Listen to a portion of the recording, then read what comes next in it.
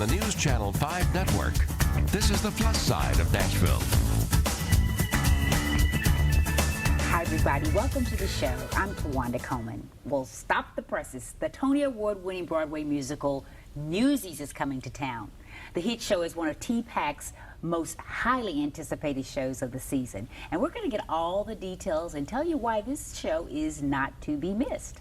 You know, Newsies is inspired by a real-life event, the Newsboys strike back in 1899. So the Tennessee Performing Arts Center and the Tennessee State Museum have collaborated on an exhibit to tell the history behind the musical. And so we're going to take you inside that exhibit and tell you about Tennessee's rich history in printing. But that's a little later in the show. We're starting things off today addressing a growing problem that is happening worldwide, and that is human trafficking. Although the statistics are difficult to verify, it is believed that between 1 million and 1.5 million children are trafficked each year, mostly young girls. And there's a program that is using a very unique and creative means to help prevent human trafficking. In Cambodia, it is called Freedom Stylist. And here to tell us more about it is Crystal Melton, who's the U.S. project leader, and Chandra Fredrickson, a local hairstylist and participation in the Freedom Stylist program. Welcome. Thank you so much for having us today. It's a pleasure today. to have you both. I had not heard about this program, and what you're doing is amazing. Crystal, you've been instrumental in sort of just helping this program get started and get off its feet in the development phase of it. Talk about what exactly is a Freedom Stylist. Yeah, a Freedom Stylist is just any stylist who wants to make a difference in the world.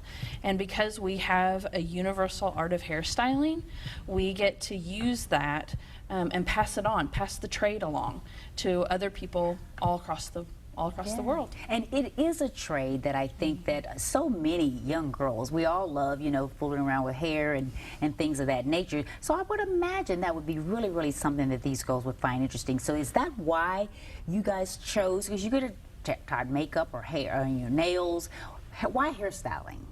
Well, we use all forms of cosmetology. So we do have the makeup and the hair and the nails. Okay. In Cambodia, the cosmetology industry is booming. The wedding industry is huge. You know, weddings can go on for 2-3 days. And with every outfit change, they have a hair and makeup change as well.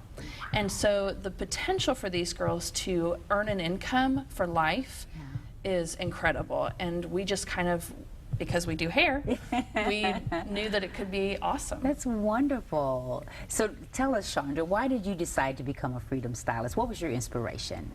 Well, I heard about the program through a friend, and I met with Crystal in the public library in the kids section upstairs, and within a half hour I was hooked. She showed us the video that's on our website.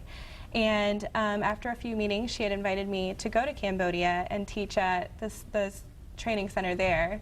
And from then on, I've just kind of grown with the company, and yeah, it's been So great. how long have you been doing this? How many? It's been about a year and a half.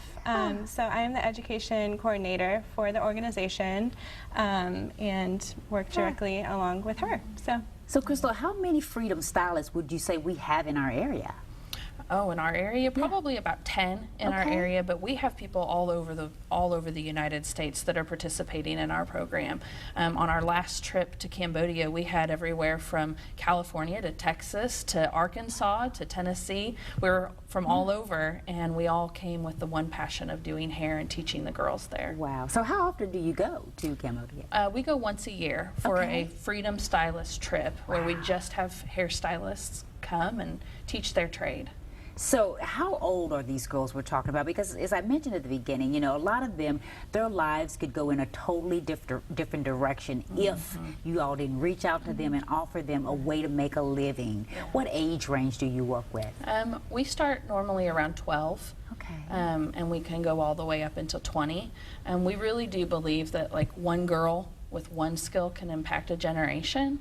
And so we find that prevention is a key part of ending human trafficking. Yeah, absolutely. So you have a school over there, Chandra, that you go to, and these young people go to a training school. Tell us about that. Yeah, most of our girls that are in our training center live there for safety reasons. And when we go over once a year, we take the group of hairstylists and then we break up into different classes. So there's makeup classes, there's updo classes, cutting classes.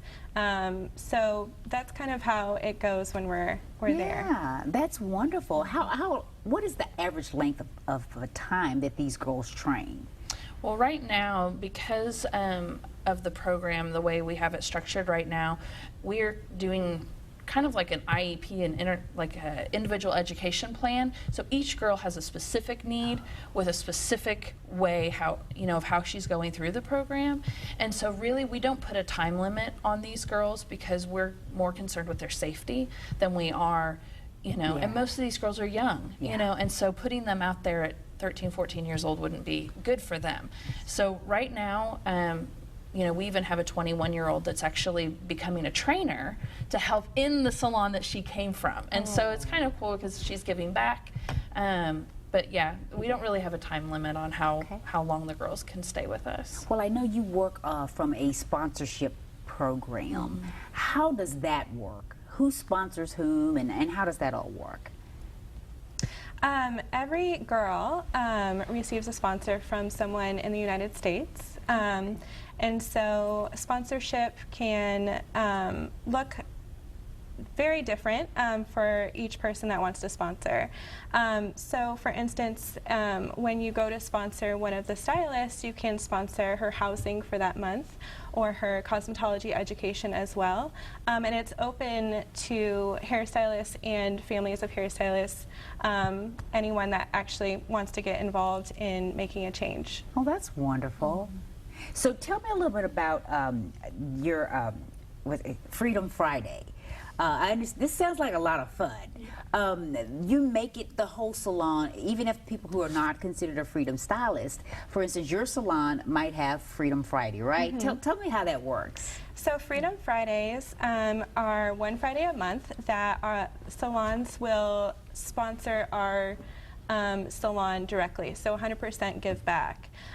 So it's really fun. So the stylist donates $1 per guest that's in the chair, and then the guest can also donate $1, and then the salon will match it. So it's $3 per guest in the salon that day, and it goes completely back to the salon. Oh, that's a great idea. And each month we have a different focus, and so this month we believe that our girls need to work hard, but they also need a time to rest. And so this month's Freedom Friday was for a retreat, so that they could just go and have a week to just be kids, just to be kids. Yes. And so all the money from all the Freedom Friday salons in the United States, all that money is going directly to the retreat. Next month, it's new mattresses.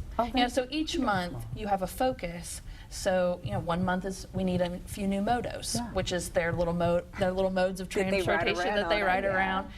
So each month has a different focus. So how can someone find a Freedom stylist if they say, "Oh, I would love to be able to help"? How can we find, a Chandra, or where can we find Crystal? How can you find someone who's participating in the program? Yeah, we have a salon locator on the website, which is freedomstylist.org, and but you can also become a sponsor yourself. It's not limited to hairstylists, so you can come and sponsor a girl. So you could come and sponsor one of our girls, maybe sponsor her housing and her food for the month. So you don't have to be a hairstylist. Right. That's the beauty of this program. I would love to know just your personal experiences. What was it like for you, Crystal, the first time you went there and you met these girls? Oh my word, tears, tears of joy. You would think that it would be really difficult to go over and see, such an impoverished area, but to see the hope that these girls have and the gratefulness that they have, it really does spark the spirit within you to just keep going. And but yes, their smiles are absolutely contagious. They love singing. They love dancing. So I'm not a dancer at all, but man, we will dance party for like hours at night and just do every crazy corny dance you can possibly have. And then to see the joy on their face when they cut hair for the first time, or maybe they've been struggling and they finally get it. Yeah. And they're like, oh, sister, I can do it. I know I can do it. And that is unreplaceable. Right, there's I mean, it's just, priceless. It's priceless. It's priceless. It's absolutely priceless. What about you, Chandra? Well, I had been hearing a lot about Cambodia from just working with the program. So the first time that I went over, I was just so excited to meet the girls that I'd been hearing about and all of that. And same thing with her. It was just immediate joy. And the one thing that I left with was how much they love. That was the one thing that really stuck with me, is they love you immediately.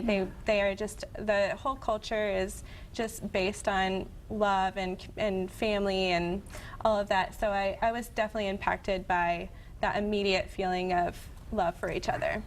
Well, just to think if we can save one girl even from human trafficking, but you all are making a difference in many, many lives. And we thank you so much for coming on to tell us about it. Let's give that website one more time, Crystal. It's www.freedomstylist.org. Great.